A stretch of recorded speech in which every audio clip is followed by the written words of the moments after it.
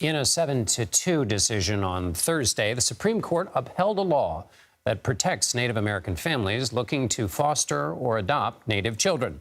The Indian Child Welfare Act was enacted in 1978 to address concerns that Native children were being separated from their families and often placed in non-Native homes.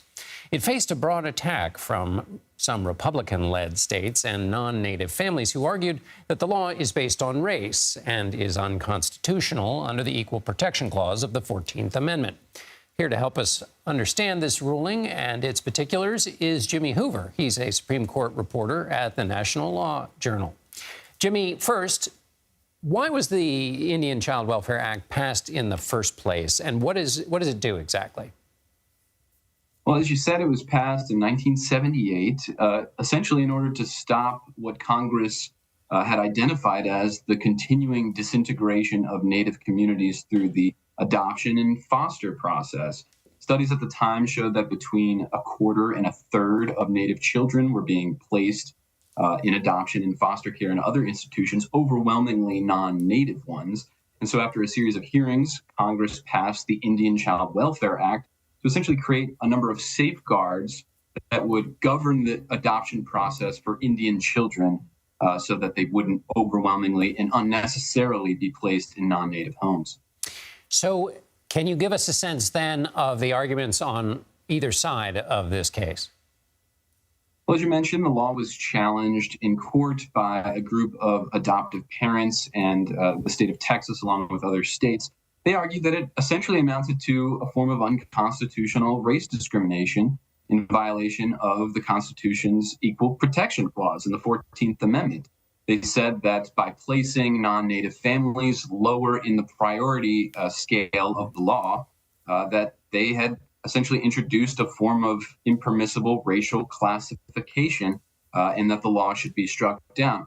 The states also argued that the law was unconstitutional because it, quote, commandeered the resources of state governments. That's basically a legal term that means they directed state governments to use their own resources to assist tribes in placing Native children with other Native families. And they said that that was an unconstitutional breach of Congress's authority. Oh, man, I'd like to ask you about that, but we'd be here a long time. Let me ask you about Justice Gorsuch, because he wrote a concurring opinion that was even longer, I think, than the actual majority opinion. What do you make of that? It was really a remarkable concurrence from Justice Gorsuch. He's long been known as the court's most vocal advocate for tribal sovereignty and tribal interests. But in this case, he went even a step further and delivered what was a really full-throated kind of view of the history of forced assimilation of Native children in non-Native homes.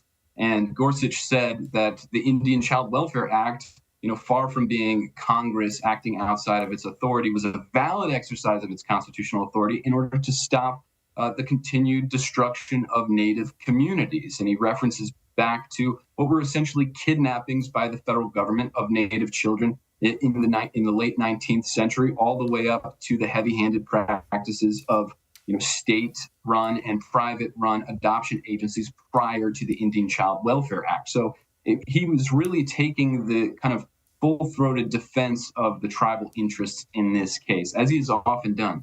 And essentially arguing that tribal interests are unique in American life. Exactly. That tribes have been recognized as being such, being distinct from the earliest days of the country's founding and even before then, and giving Congress the authority to negotiate treaties and to have broad powers when it comes to Indian affairs. And this is really where the majority of the court split off from the two dissenters, Justice Clarence Thomas and Justice Samuel Alito. And so quickly, and I apologize, but what was the central argument of the dissenters? The dissenters said that Congress overstepped. It waded into the area of family law and adoption law that has long been the purview of state governments. And, the court didn't actually reach the additional arguments about racial classification and whether that was a violation of the Equal Protection Clause. essentially kicking that case for another day. But the Supreme Court's majority rejected Thomas and Alito's view and said, no, Congress has this authority, even in the area of family law, to set these rules for Indian adoptions. Fascinating. Jimmy Hoover, thank you so much for breaking that all down for us with the National Law Journal. Thanks for having me.